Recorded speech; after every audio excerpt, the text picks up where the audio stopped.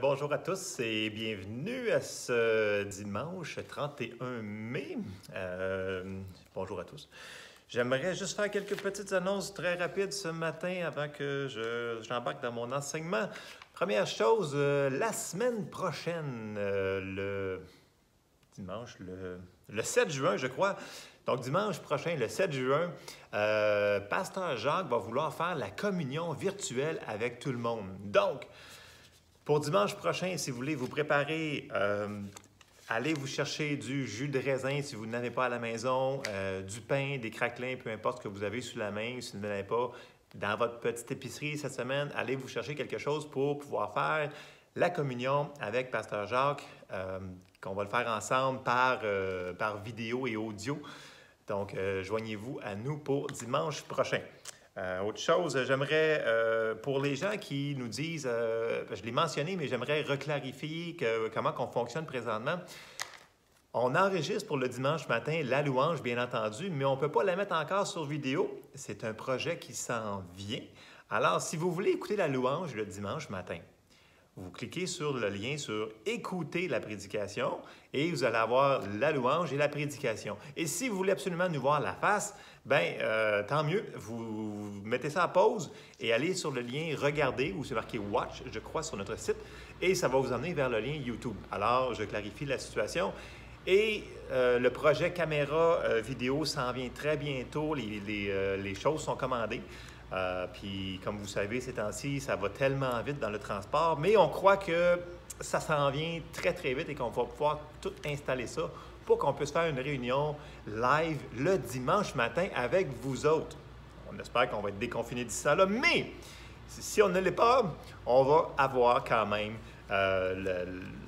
les caméras pour qu'on puisse être tous ensemble, unis, dans le même accord. Vous me suivez? Alors ça, c'est le projet qu'on a à cœur, c'est qu'on puisse quand même être tous ensemble un dimanche matin, peu importe quand est-ce qu'on va pouvoir avoir des personnes de plus dans le bâtiment, que ce soit fait par caméra, donc ça nous prend certains matériels, ça s'en vient. Et j'aimerais remercier de tout mon cœur tous les gens qui sont fidèles dans les dîmes, les dons, les aumônes que vous continuez à être. Merci, merci, merci mille fois.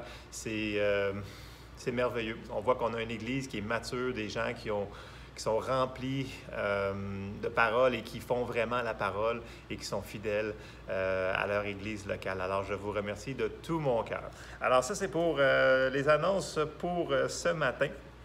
Alors, pour le titre du message que j'ai mis ce matin, j'ai marqué « Un pas à la fois ». Pourquoi un pas à la fois? Vous savez, ces temps-ci, des fois, il y a des gens, on peut se retrouver dans des situations que c'est comme si on aurait 51 questions en même temps dans notre tête. Puis là, on dirait qu'il faut qu'on décide tout de suite parce que là, on a de la pression qui nous arrive. Écoute, il faut que tu décides qu'est-ce que tu vas faire pour ton emploi? Qu'est-ce que tu vas faire pour les enfants? Hey, qu'est-ce qu'on fait avec les camps d'été? Hey, on va-tu avoir des jeux d'eau? Hey, on va-tu avoir des vacances? On va-tu pouvoir se baigner? On va-tu pouvoir... Et là, ça continue, ça l'arrête pas, ça l'arrête pas, ça l'arrête pas. Puis là... il y en a d'autres qui vont arriver, là. Puis là, as-tu oublié de t'inquiéter? T'as-tu fait ton changement d'huile sur ton char? Ou nommez-les. Écoutez, là, des fois, c'est comme un complot. J'appelle ça la technique de l'empilade. Là, au lieu d'avoir juste 3 questions, là, c'est comme si l'ennemi, on dirait qu'il va dire, écoute, lui, il a de l'air un petit peu, là, il a de l'air triste et perdu. Je vais y en donner plein de affaires. Je vais lui faire souvenir que, hey, il a oublié de changer l'huile dans son tracteur de gazon, dans sa tondeuse, dans son weed eater. Peu importe. Puis là, il va vous en rajouter jusqu'à temps qu'on dirait que vous avez la tête dans un étau, puis là, vous ne savez plus que c'est faire. Et là, à un moment donné, c'est le temps de dire « Wow, c'est assez, c'est pas comme ça. Dieu ne nous a pas appelés à vivre dans la confusion. » Non, non, je vous le dis, ce n'est pas de Dieu d'être dans la confusion. Oui, je ne vous cacherai pas qu'on a des décisions à faire, il y a des choses qu'on ne sait pas tout, mais il y a des choses qu'on sait faire puis que l'on doit faire. Et je sais que je vais retourner sur des bases qu'on a déjà parlé, mais il faut les mettre en pratique. C'est ce que j'ai sur mon cœur ce matin. Première chose que je vais répéter et que je vais répéter, arrêtez de s'inquiéter. Première chose qu'il faut faire, je me parle à moi, il faut arrêter de s'inquiéter. de prendre une mauvaise décision, de faire peu importe, de ci et ça. La parole est claire, elle nous dit, dans Philippiens 4, au verset 6 et 7, ça nous dit « Ne vous inquiétez de rien, mais en toute chose, faites connaître vos besoins à Dieu par des prières et des supplications avec des actions de grâce, et la paix de Dieu qui surpasse toute intelligence gardera vos cœurs et vos pensées en Jésus-Christ. » Et là, je fais une parenthèse. Il ne nous dit pas de ne rien faire sur la situation qu'on vit, là. Dans le sens que oui, on a des décisions à prendre, on a plein de choses à gérer à chaque jour, mais on peut y aller d'une manière paisible, puis on peut y aller aussi d'une manière, on peut les mettre en ordre et un pas à la fois, et surtout avec l'aide de Dieu, parce qu'il nous dit, ne vous inquiétez de rien, mais en toute chose, faites connaître vos besoins à Dieu par des prières. Donc, il ne dit pas de rien faire, il dit de les faire connaître à Dieu. Et là, vous allez dire, ouais, mais la parole me dit qu'il sait déjà. Oui, je sais qu'il sait déjà cette affaire-là, mais il demande de lui faire connaître quand même nos besoins. Donc, première chose, on arrête de s'inquiéter, on lui fait connaître nos besoins. Deuxième chose, on donne tout fardeau à Dieu.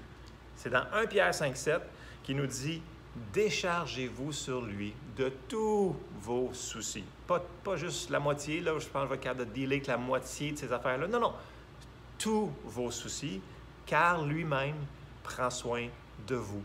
Dieu, il nous aime. Il ne veut pas qu'on vive dans les soucis. Il dit, donne-moi-le, parle-moi, dis-moi, et je vais t'aider dans toutes les situations que tu as à faire, à choisir, à passer au travers. Et ça, si on peut juste comprendre comment il nous aime, on va marcher d'une manière différente. Amen. Donc, on arrête de s'inquiéter, on lui donne tous nos soucis. Puis l'autre chose, ça nous dit dans Proverbe 3, au verset 5 et 6, ça nous dit « Confie-toi en l'Éternel de tout ton cœur et ne t'appuie pas sur ta sagesse. Reconnais-le dans toutes tes voies et il aplanira tes sentiers. » Se confier en l'Éternel, ça veut dire qu'il va falloir passer du temps avec lui. Même si vous dites, ben non, dans mon horaire, moi, j'ai pas le temps. Là, ça commence le matin, les enfants me sautent dessus à 5h30 du matin. Après ça, je m'en vais travailler, j'arrive le soir, et le temps que j'ai fini la vaisselle, je m'en vais me coucher.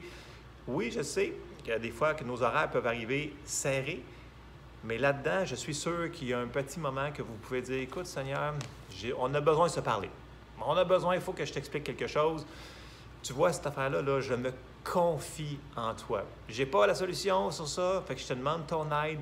Je te demande, même si j'ai une partie de la solution, je veux que tu m'aides au travers de ça, que ta bénédiction soit sur moi, que ce ne soit pas juste mes idées, mais que ce soit ton idée puis ta bénédiction qui va par-dessus. Donc, il faut se confier en l'Éternel et surtout, ça nous dit tout de suite après, ne t'appuie pas sur ta sagesse. Souvent, on pense qu'on a tout compris puis qu'on est sûr de notre affaire. Écoute, c'est blindé, on l'a calculé, on a tout sorti les statistiques puis on est sûr de notre affaire. Mais des fois, le Seigneur va nous parler, comment je vous dirais ça? Des fois, c'est très, très subtil. On va avoir des fois ce que j'appelle un check en dedans ou un leading, une paix pour faire telle affaire. Puis des fois, on va avoir un genre de check qui est un « vas-y pas, fais-le pas ». Même si il faut... Et là, cette relation-là avec Dieu, ça se développe, bien entendu. Plus qu'on va passer de temps avec le Seigneur et plus qu'on va obéir à ces petits, en anglais, leading-là, je m'excuse, là, ces petits directions-là, plus que ça va être facile d'entendre sa voix. Dans le sens que quand on lui demande quelque chose, puis là, on dirait qu'en dedans, ça dit « Ah, c'est pas paisible, je comprends pas, c'est impossible. Ma tête me dit qu'écoute, j'ai tout calculé. » Si en dedans, c'est pas paisible, ne le faites pas.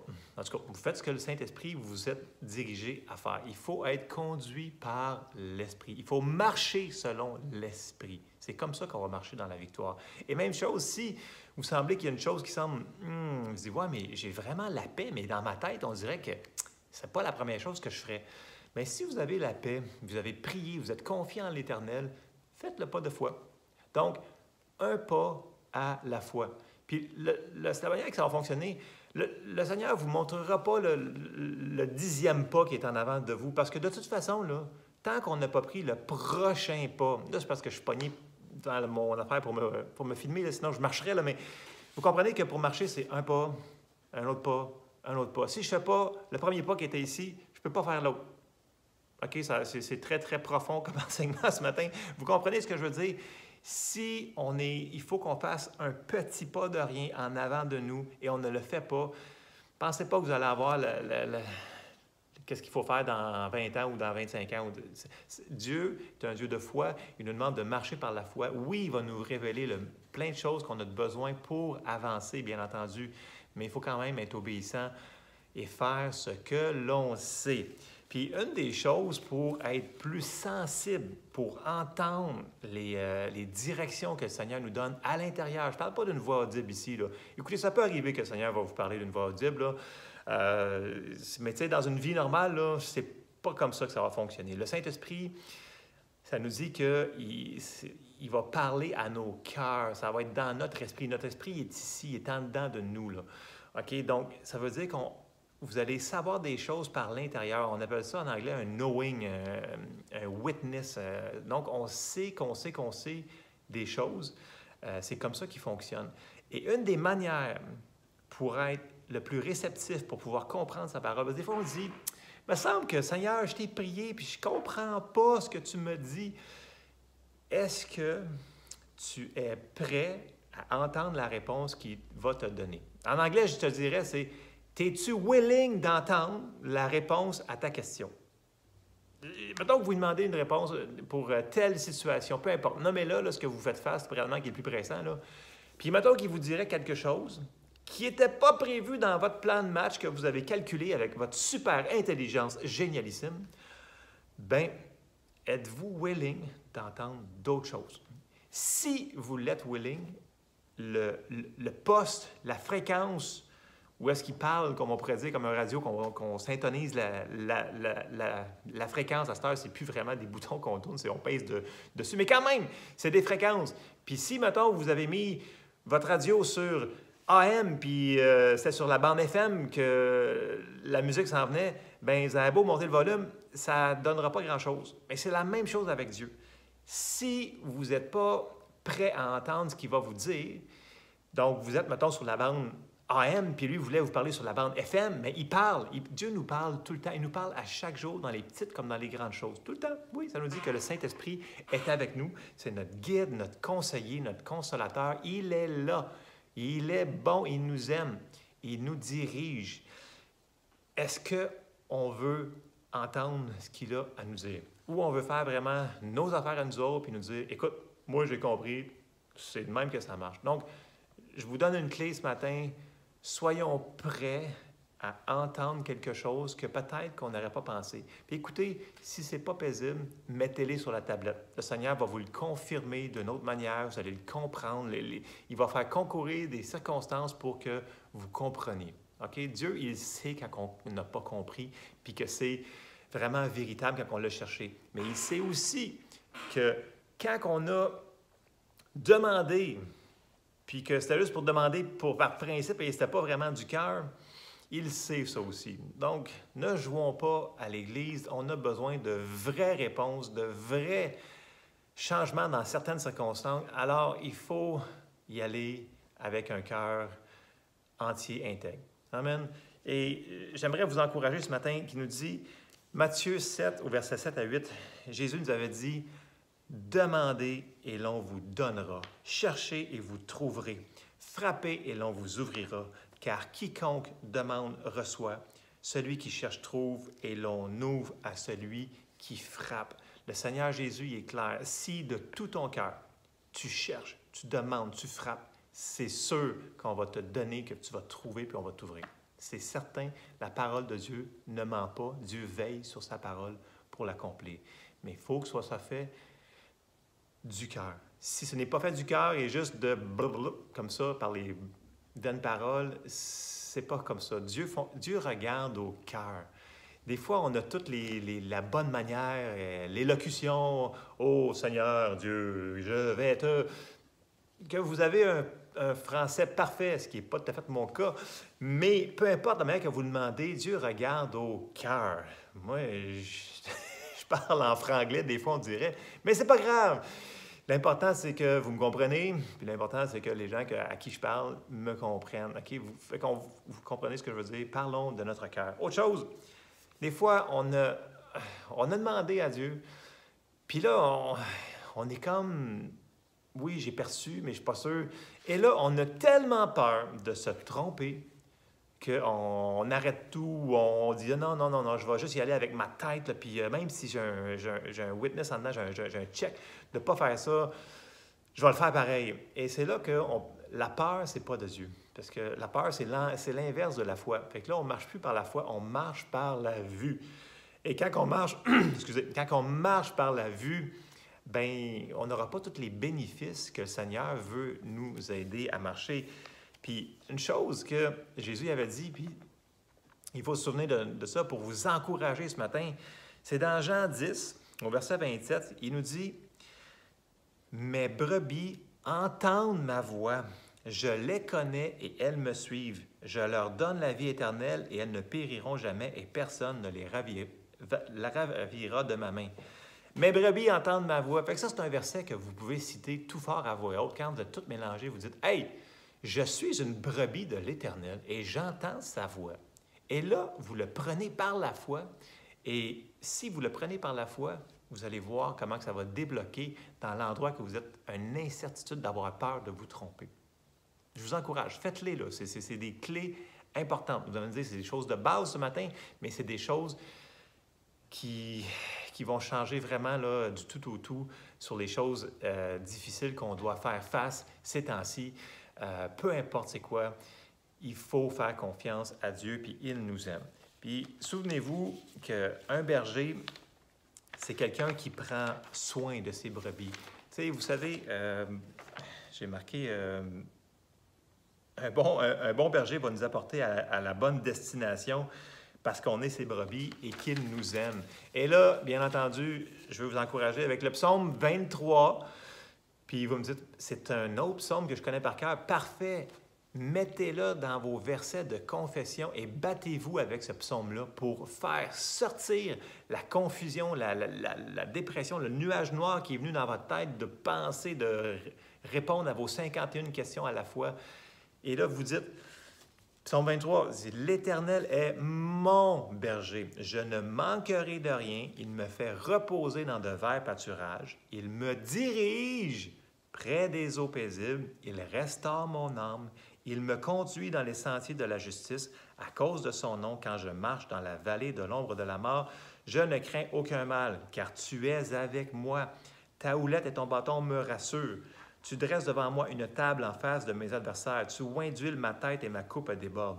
Oui, le bonheur et la grâce m'accompagneront tous les jours de ma vie et j'habiterai dans la maison de l'Éternel jusqu'à la fin de mes jours. » Puis il y a une place qui dit, quand ça dit au verset 4, « Ta houlette et ton bâton me rassurent. » Tu sais, un bon berger, là, il ne battra pas avec la houlette la brebis. Là. Non, c'est pas ça qu'il va faire. Il va juste les tasser un petit peu pour les envoyer dans le bon chemin. Fait que même si on s'est trompé, puis de tout notre cœur, on voulait faire ce que Dieu nous a demandé de faire, puis même si on a fait une décision d'y aller contre sa volonté, quand vous dites « Seigneur, aide-moi », tout de suite, sa houlette et son bâton, il va nous retirer à bon endroit qu'il faut qu'on soit, avec les bonnes personnes, vers les bonnes directions qu'il faut qu'on soit. Fait qu'il ne faut pas avoir peur.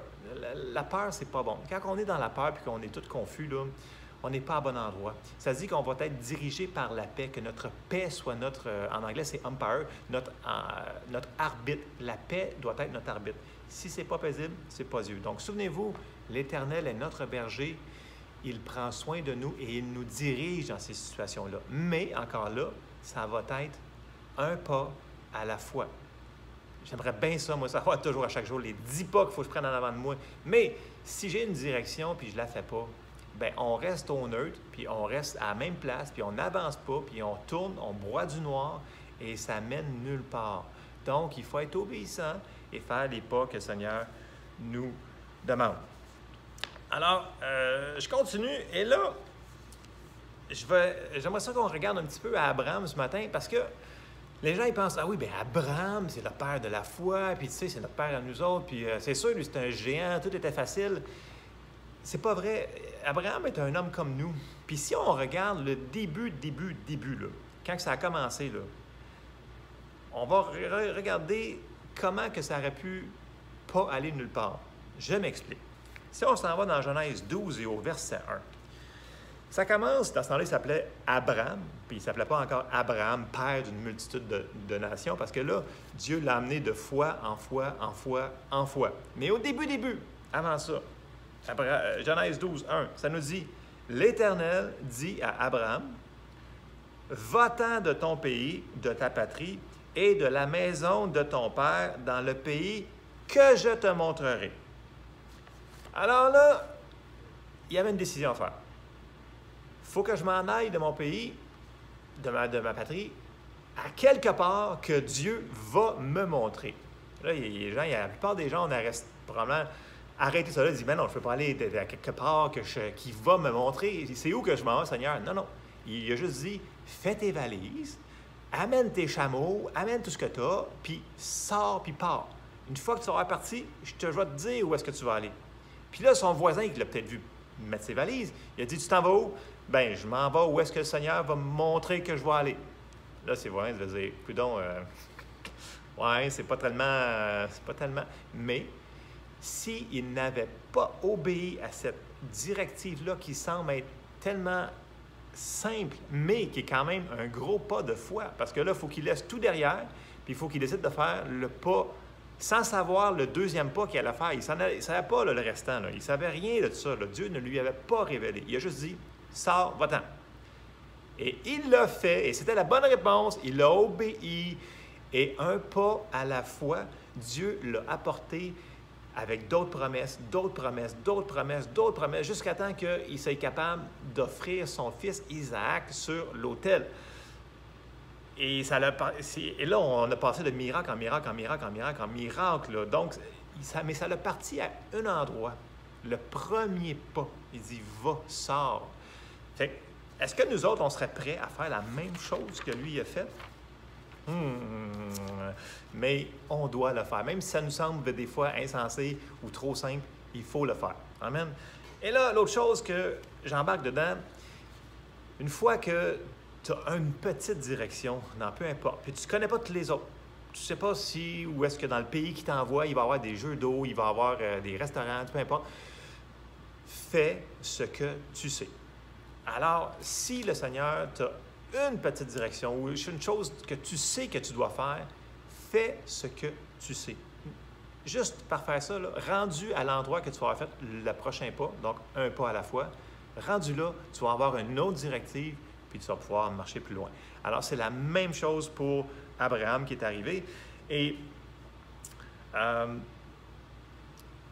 si on continue sur Abraham, on voit que même quand... Puis une chose parce que je trouvais ça intéressant, dans Genèse 15, 6, puis là, on est rendu un petit peu plus loin parce que là, il avait dit, ta descendance va comme être les étoiles du ciel, puis le sable de la mer. Puis là, Abraham, ça dit, OK. Puis là, ça nous dit au verset 6, Abraham eut confiance en l'Éternel. Puis là, l'Éternel lui dit, qui le lui imputa à justice. Donc, qui lui a dit, parfait, à cause que tu as écouté ma voix, je suis content de toi. En réalité, il a fait confiance à Dieu. Vous savez, avoir la foi, c'est croire, c'est avoir confiance que ce qu'il nous a dit dans sa parole va fonctionner. Oui, grosso modo, c'est une définition très de base de la foi. Mais Abraham, il l'a fait, ça.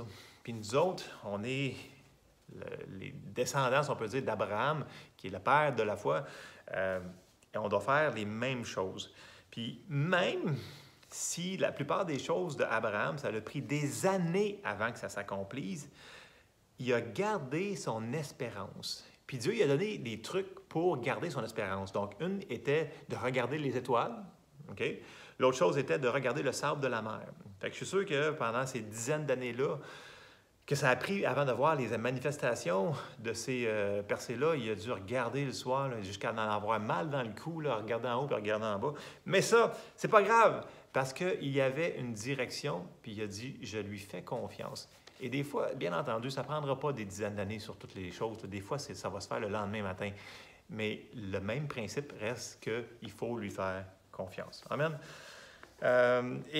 Comme on avait dit dans Proverbe, surtout ne pas se fier sur notre propre intelligence, parce que quand Abraham il a voulu faire accomplir la promesse par lui-même, avec la servante de Sarah, bien, ça a créé plein de problèmes. Alors, des fois, quand tu as une direction, puis tu veux le faire arriver plus vite par tes propres forces, puis tu le sais que c'est par tes propres forces, et je répète, parce que tu le sais que c'est par tes propres forces. Quand tu ne le sais pas, c'est différent. Mais quand tu le sais, tu risques de mettre du sable dans l'engrenage, que j'appelle. OK, je vais arrêter ça là. Et là, si on s'en va dans le Nouveau Testament, Abraham, il est mentionné plusieurs fois dans le Nouveau Testament. Et si on s'en va dans Hébreux 6, au verset 12 et 20, ça nous dit que « En sorte que vous ne vous relâchiez point et que vous imitiez, il faut qu'on imite ceux qui, par la foi et la persévérance, héritent des promesses. » C'est de même que ça fonctionne. Et je peux lire le restant du passage quand même. Là, ça nous dit « Lorsque Dieu fit la promesse à Abraham, ne pouvant jurer par un plus grand que lui, il jura par lui-même et dit « Certainement, je te bénirai et je multiplierai ta postérité. » Et c'est ainsi qu'Abraham, ayant persévéré, obtint l'effet de la promesse. Verset 16. « Or, les hommes jurent par celui qui est plus grand qu'eux, et le serment est une garantie qui met fin à tous leurs différends.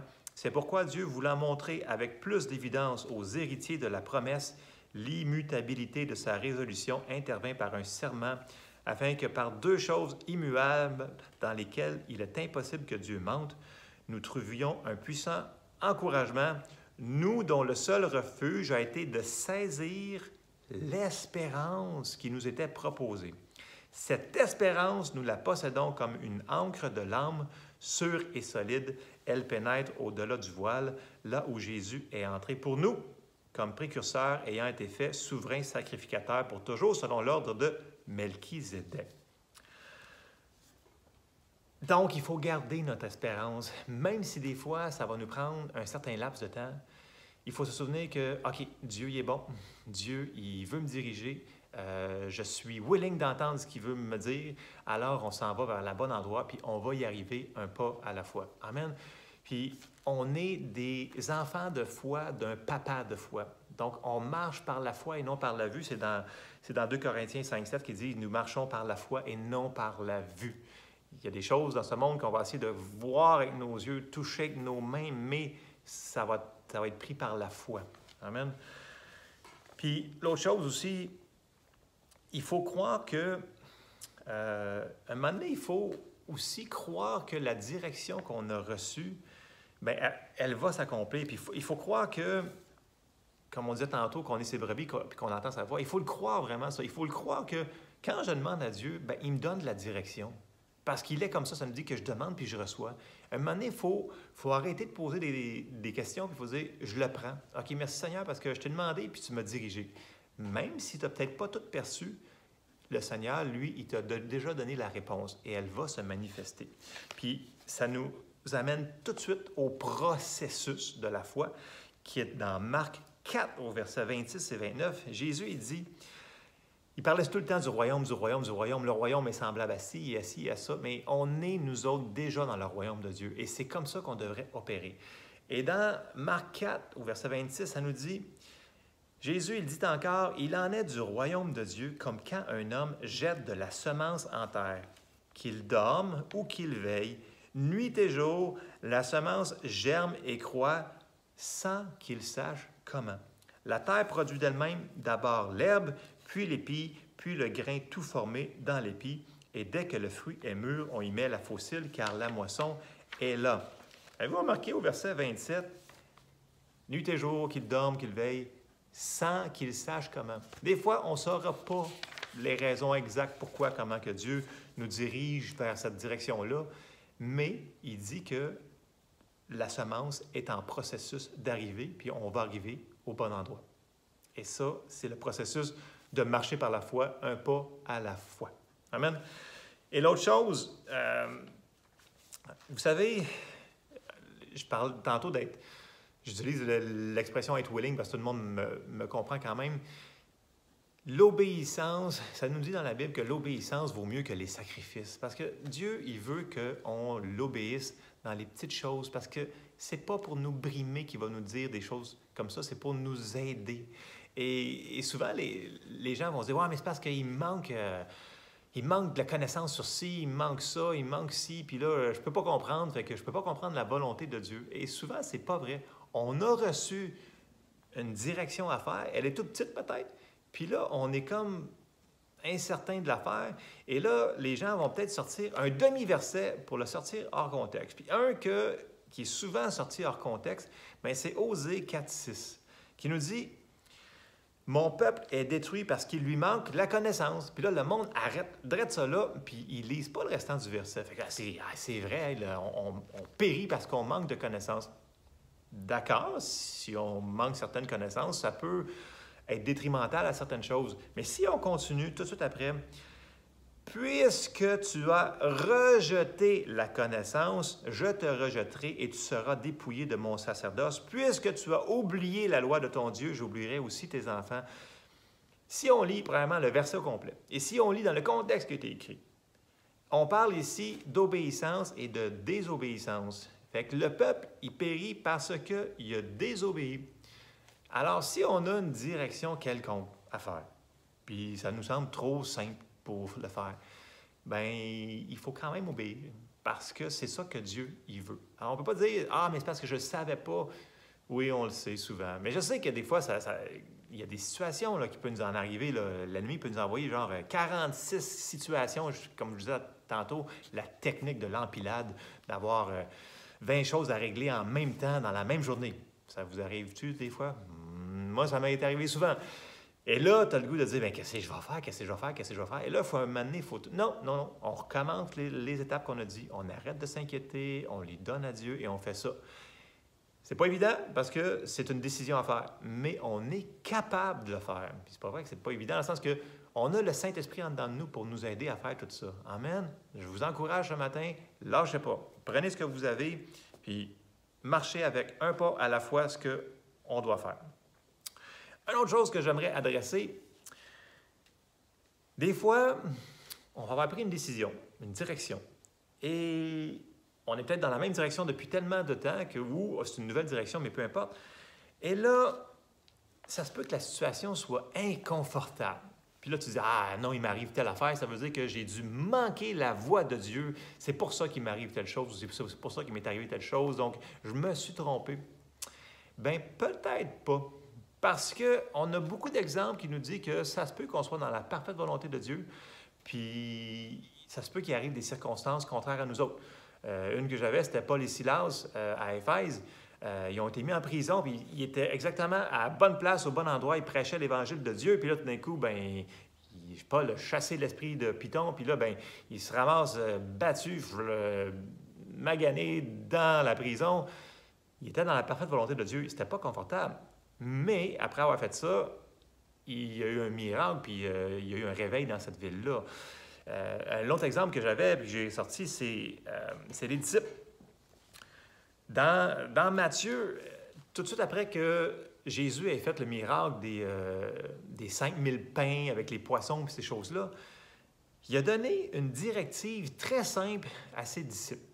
Mais là, il est arrivé quelque chose. Je vais prendre le temps de lire quand même pour les versets. Si vous êtes tanné de m'écouter, vous le mettez à pause, puis vous le réécouterez une autre fois. Voilà, moi je vais finir mes versets.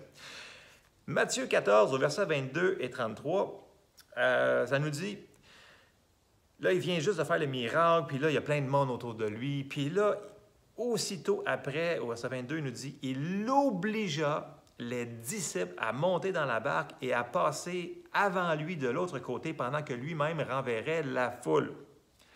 Qui c'est qui les a obligés à embarquer dans la barque? C'est Jésus. C'est clair et net, c'est lui qui a dit « Faites ça ». Fait qu'il leur a dit faire quoi, où, quand, comment, c'était clair. Fait que là, les disciples, ils l'ont fait. Verset 23. Quand il l'eut renvoyé la foule, il monta sur la montagne pour prier à l'écart, et comme le soir était venu, il était là seul. La barque, déjà au milieu de la mer, était battue par les flots, car le vent était contraire. Donc, on peut voir ici que les disciples, ils étaient dans le milieu du bateau, puis ils étaient battus par la mer, et le vent était contraire. Est-ce qu'ils étaient dans la parfaite volonté de Dieu? Oui, ils étaient exactement à la bonne place, au bon moment. c'est Jésus qui les avait envoyés là. Est-ce que c'est Dieu qui envoie la tempête? Non. Puis Jésus s'attendait à ce qu'il fasse quelque chose avec la tempête, c'est-à-dire lui parler, comme lui-même il a fait dans plusieurs autres récits. Je n'embarquerai pas là-dedans parce que ça, c'est un autre enseignement au complet.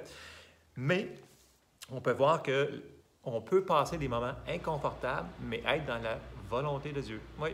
Et ça ne durera pas longtemps, là. Tu n'es pas supposé rester là tout le temps, là. Si tu restes là pendant 30 ans,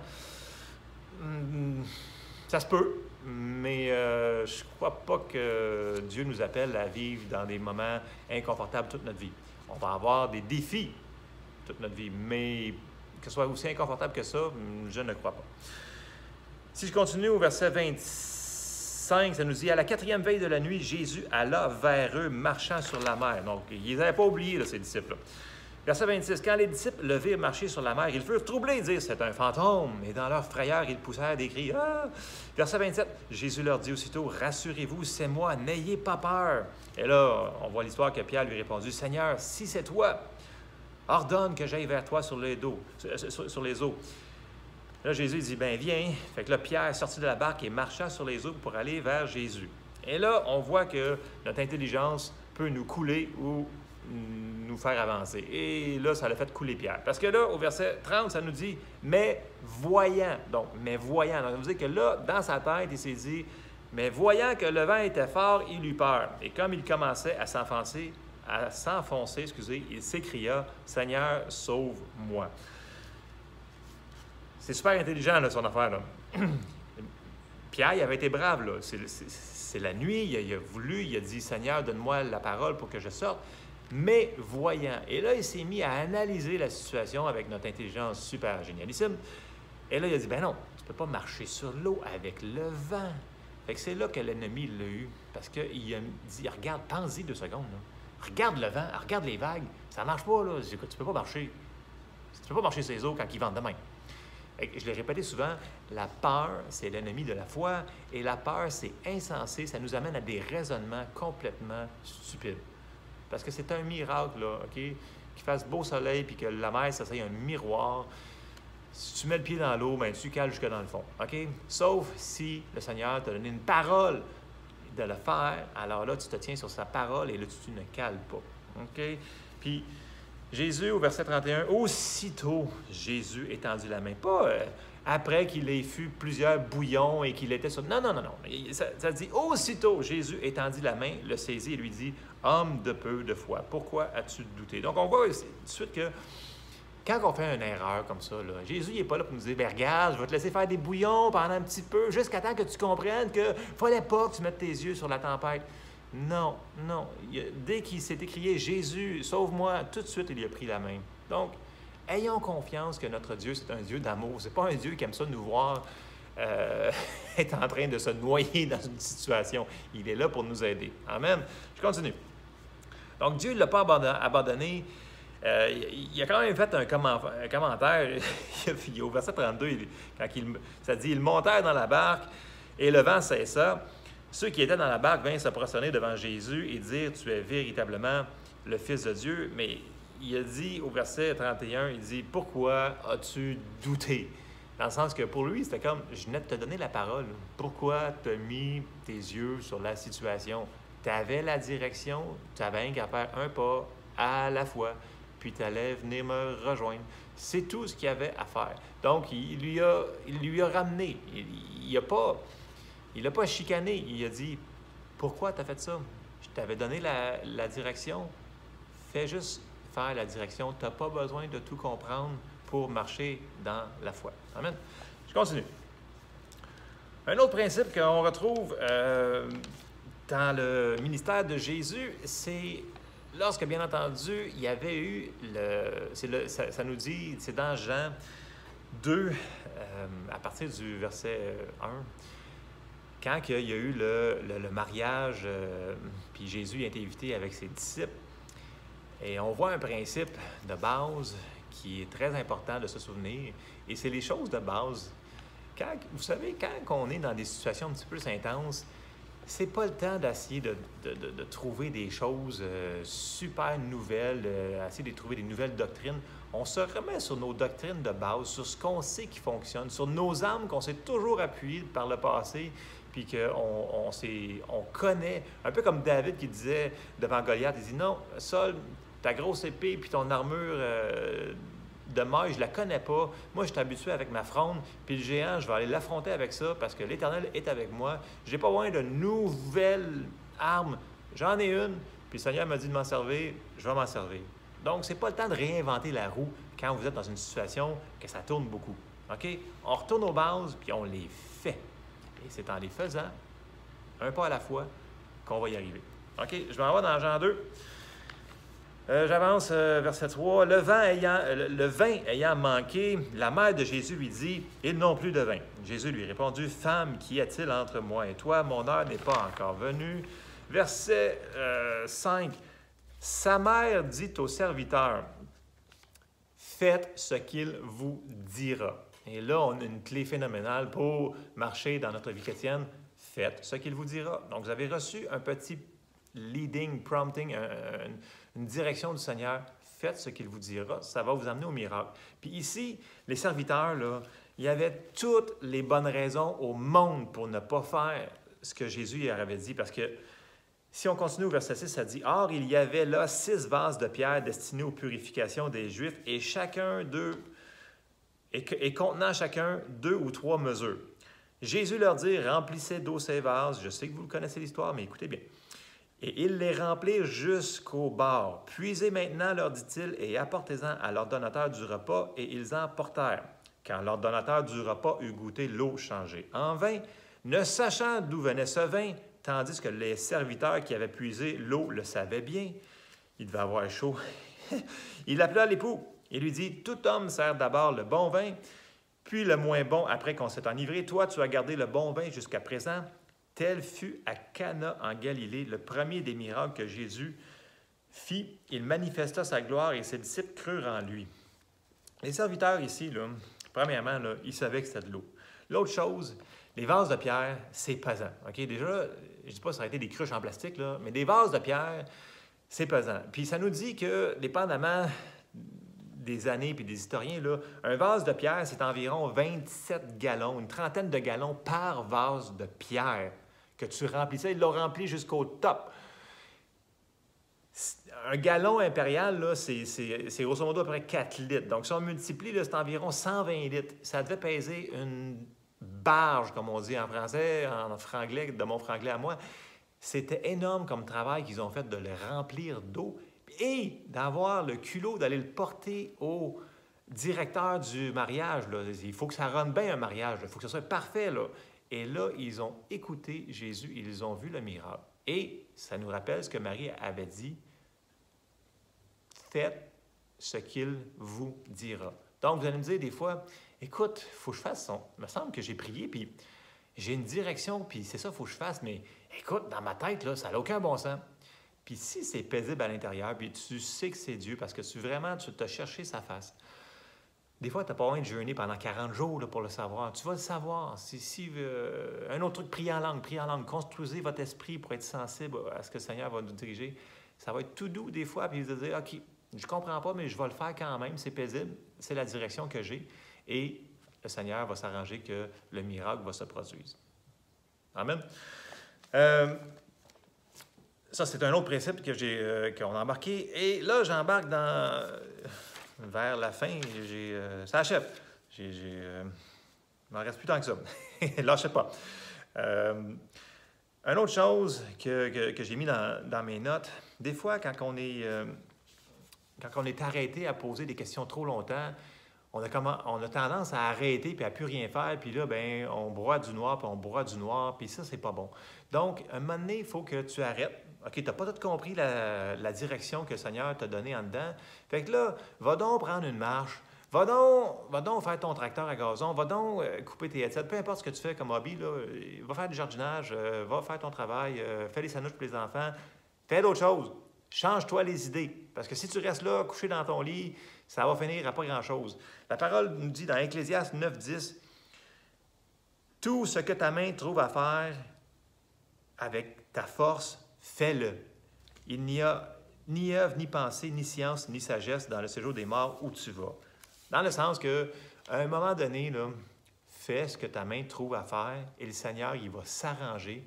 Si tu es prêt à entendre sa directive qu'il va te donner, il va te faire comprendre. Puis il va même te pousser dans la direction. Il va te faire, malgré toi, arriver à bon endroit, à bonne destination, au bon moment, parce qu'il nous aime. Amen. Dieu, il est comme ça. Même si on fait des mauvaises erreurs, il va s'arranger pour que la situation concourt à notre bien. Amen. Un autre que j'ai sorti dans Ecclésiaste, c'est Ecclésiaste 11, 4.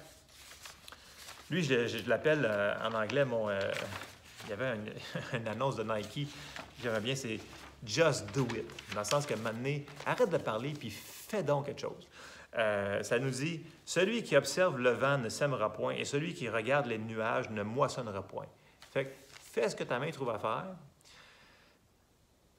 Fais quelque chose avec ce que tu as et Dieu va commencer à bénir le travail de tes mains et tu vas connaître de plus en plus la direction que tu dois t'en aller dedans. Amen. Et je termine avec deux derniers passages qui nous dit, vous vous souvenez tout le monde du récit de Gédéon et ce que j'aime, je m'en sers souvent du récit de Gédéon parce que c'était encore là un petit peu comme Abraham. C'était impossible et c'était trop simple ce que le Seigneur il avait demandé de faire. Mais il fallait quand même qu'il prenne la décision de le faire. Ici, on s'en va dans Juge 6, on va commencer au verset 12 qui nous dit « L'ange de l'Éternel lui apparut et lui dit « L'Éternel est avec toi, vaillant héros. » Juste là, je fais une parenthèse. Quand Dieu, parce que là, c'est Jésus qui parle, l'ange de l'Éternel est souvent appelé... Jésus est souvent appelé dans l'Ancien Testament l'ange de l'Éternel. Quand Dieu te dit « vaillant héros », que tu étais un minus avant, s'il dit « vaillant héros », tu es un vaillant héros. Parce qu'avec la parole vient la puissance pour l'accomplir. Je fais une petite parenthèse là-dessus. Et là, Gédéon répond, lui dit « Ah, mon Seigneur, si l'Éternel était avec nous, pourquoi? Toutes ces choses nous sont-elles arrivées? Et où sont tous ces prodiges que nos pères nous racontent quand ils disent « L'Éternel ne nous a-t-il pas fait monter hors d'Égypte? Maintenant, l'Éternel nous abandonne et il nous livre entre les mains de Madian. » Et là, on voit la bonté de Dieu. Il est patient avec nous autres des fois, parce que des fois, on se plaint. Puis là, verset 14, il dit « L'Éternel se tourna vers lui et dit « Va avec cette force que tu as et délivre Israël de la main de Madian. N'est-ce pas moi qui t'envoie? » Gédéon lui dit « Ah, mon Seigneur, avec quoi délivrerai-je Israël? Voici, ma famille est la plus pauvre en Manassé, et je suis le plus petit dans la maison de mon père. » L'Éternel lui dit « Mais je serai avec toi, et tu battras Madian comme un seul homme. » Et là, si on se rend jusqu'au chapitre 9, on voit comment que Dieu il est bon et patient avec Gédéon. Puis il lui dit, là, Gédéon lui pose des questions, il demande de lui faire une tison, il n'y aura pas de rosée dessus, puis vice-versa. Mais on voit la bonté, comment que Dieu, il était patient avec Gédéon. Puis là, souvenez-vous que, je fais une parenthèse, Madian, là, ça nous dit là, que l'armée qui était contre Israël était nombreuse comme... ça nous dit que le nombre de soldats qu'il y avait, c'était comme les sauterelles comme il y avait sur le sable de la mer. Il y en avait tellement qu'ils ne pouvaient pas les compter, tellement qu'il y avait de monde qui était venu se battre contre eux autres. Et là, il fait appel aux braves d'Israël. Puis là, à un moment donné, ils sont rendus 22 000 pour se battre contre une armée gigantesque. Puis là, l'Éternel dit non, ils sont trop. Fait que là, il fait faire une chose, puis là, il les baisse, il leur dit, ceux-là qui ont peur, qui s'en allent, bien que là, il en reste juste 10 000. Puis après 10 000, il leur fait boire de l'eau d'une certaine manière. Puis là, ils sont rendus qu'il en reste juste 300 guerriers. Mais là, à chaque étape, Dieu demande à Gédéon de faire une petite chose. Et il le fait. Et c'est pourquoi il est dans le livre, parce qu'il a réussi. Parce que chaque chose que Dieu lui a demandé de faire, ça avait, dans notre yeux, nous autres, aucun bon sens. Parce que tu ne peux pas aller à la guerre, 24 000 personnes, même s'il arrive 24 000, contre une armée innombrable de centaines de milliers de personnes, c'est sûr qu'il aurait perdu, là. Mais l'Éternel lui a dit, je suis avec toi et je vais t'aider de délivrer Madian, Israël de la main de Madian. Et à chaque fois, c'était des petites choses Puis quand on continue, au verset, je ne prendrai pas le temps de le lire, on va juste le raconter. Et là, à la fin, quand il était rendu 300, il a dit, écoute bien, là, Gédéon, là, c'est super simple. T'es 300 hommes, là, vous êtes 300. Prenez une cruche, un flambeau puis une trompette. Donc, vous mettez le feu dans votre cruche pour pas que le monde vous voie, parce que c'est la nuit. Vous allez encercler le camp, puis quand je vais vous dire mon signal, vous allez casser vos cruches pour qu'ils voient le flambeau, puis vous allez sonner de la trompette, puis vous allez dire « Pour Gédéon et pour Israël, l'Éternel des armées ». C'était tout. 300 hommes contre une multitude innombrable. Ça dit qu'il y avait des chameaux innombrables. Il a dit, c'est ça que tu vas faire pour battre Madian. Et là, il aurait pu dire, hey, écoute, Seigneur, là c'est... Non. Mais là, il avait tellement fait d'étapes de pas. Il était rendu à, je ne sais pas combien de fois qu'il avait obéi pour les petites choses. Là, il en a demandé une qui semblait, dans notre tête, impossible. Mais la direction était très claire. Tu prends le flambeau, tu le mets dans le vase, puis tu amènes la trompette. Puis quand tu es rendu là-bas, ben, tu fais ce que je te demande de faire. C'est tout. Et il a eu la victoire. Donc, il a été, Gédéon, un pas à la fois. Et dans le naturel, il n'y avait rien qui était pour lui. Là, il s'est même plaint qu'il était le plus petit, le plus pauvre. Là. Mais quand que le Seigneur te donne une direction, quand c'est de Dieu, ça fonctionne et ça l'amène vers la victoire. Amen. Alors, on est comme Gédéon. Des fois, on voudrait se poser des questions, mais quand on décide de dire « OK, je vais obéir », on va se diriger vers la victoire. Amen. Puis, tu sais, à un moment donné, c'est correct de poser des questions. On voit que Gédéon, il a posé des questions, mais Seigneur, c'était avec moi, fait que la toison devienne mouillée et vice-versa. C'est correct de poser des questions des fois, Seigneur, pour confirmer si ce que tu as entendu, c'est vrai. Ce qui n'est pas correct, c'est de questionner si Dieu est bon. C'est de questionner et voir le caractère de Dieu. Une fois que tu as compris, une fois que le Seigneur nous a éclairés avec sa parole, bien, à un moment donné, c'est juste le temps d'obéir et non questionner si Dieu est bon. Et là, je termine, j'ai quasiment terminé. Il faut que dans toutes les situations qu'on va passer, il faut continuer à être reconnaissant et à se souvenir que Dieu est bon envers nous. Et en étant reconnaissant et en le remerciant, on va sortir de la défaite vers la victoire. C'est une des dernières clés que je vous lance ce matin. C'est dans 1 Thessaloniciens 5, verset 14, qui nous dit « Nous vous prions aussi, frères, avertissez ceux qui vivent dans le désordre, consolez ceux qui sont abattus, supportez les faibles, usez de patience envers tous, prenez garde que personne ne rende à autrui le mal pour le mal. Mais poursuivez toujours le bien, soit entre vous, soit envers tous. Soyez toujours joyeux, priez sans cesse, rendez grâce en toutes choses, car c'est à votre égard la volonté de Dieu en Jésus-Christ. » Si on marche dans une attitude de reconnaissance, puis là, il y a plein de choses qui se passent autour de vous. Là. Votre auto est brisé, il y a quelqu'un qui est malade dans votre famille, il faut que vous vous occupiez d'un proche parent, peu importe. Mais si tu dis « Hey Seigneur, je te remercie parce qu'au moins j'ai telle santé, j'ai ci, j'ai ça », et là tu commences à te remémorer ce que tu as, ce que le Seigneur a déjà fait pour toi. Tu vas sortir du nuage de noirceur, puis tu vas commencer à voir le soleil à l'extérieur. Tu vas dire « Wow, c'est vrai, le Seigneur est avec moi. Il m'a déjà fait passer au travail, il va continuer. » Une attitude de gratitude, si on cultive ça, ça va nous sortir de plein de choses. Puis, une parenthèse que je veux faire sur 1 Thessaloniciens, ça dit rendez grâce en toutes choses. Il n'a pas dit de rendre grâce pour toutes choses, parce qu'il y a plein de choses qui nous arrivent qui ne sont pas de Dieu, que c'est l'ennemi qui nous les envoie. Il n'a pas dit pour toutes choses, il a dit en toutes choses. OK? C'est comme si on dirait Seigneur, je te remercie parce que tu me guéris, merci parce que tu me fais prospérer. Tu ne remercies pas Dieu parce que tu as une maladie. Tu remercies Dieu parce qu'il t'a guéri de toutes tes maladies. Et tu ne remercies pas Dieu parce que ton auto est brisée. Tu remercies Dieu parce qu'il te donne les finances pour la réparer.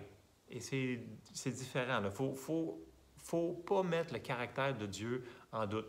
Il est bon, ce n'est pas lui qui nous envoie des mauvaises choses. Et là, il faut que je termine. Donc, c'est correct de poser des questions.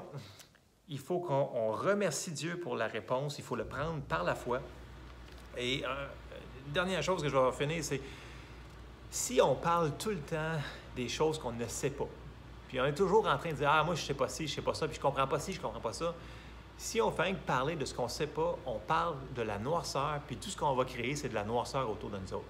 Mais si on parle des choses que l'on sait déjà, OK? Vous parlez de « Merci Seigneur parce que j'ai compris telle chose. Merci Seigneur parce que je comprends aussi telle autre chose. Merci parce que je sais telle chose. » la lumière, tu parles la lumière, il va y avoir plus de lumière autour de nous autres. Donc, c'est important qu'on ne laisse pas nos paroles nous couler dans certaines situations. Donc, je vous encourage ce matin, je sais que j'ai été quand même assez long, mais c'est important que dans la situation, peu importe ce que vous vivez présentement, vous à la maison, marchez un pas à la fois. Faisons ce que le Seigneur nous a demandé de faire et il va nous rencontrer et faire de grandes choses. Amen. Je termine en prière. Seigneur, je te remercie parce que tu es un Dieu d'amour et de miséricorde. Tu es notre Papa céleste et tu prends soin de nous. Seigneur, je te demande de nous aider dans toutes les situations que l'on passe. Je te prie pour chacun de mes frères et mes sœurs qui vont entendre ce message, Seigneur. Je te demande de les aider à comprendre comment tu les aimes puis comment tu veux les diriger à chaque jour, Seigneur. Ouvre les yeux de nos cœurs pour qu'on puisse te comprendre de mieux en mieux et qu'on puisse marcher dans la victoire. Et je déclare la bénédiction sur chacun d'entre nous dans le nom de Jésus. Amen. Soyez bénis. Bonne journée. À la prochaine.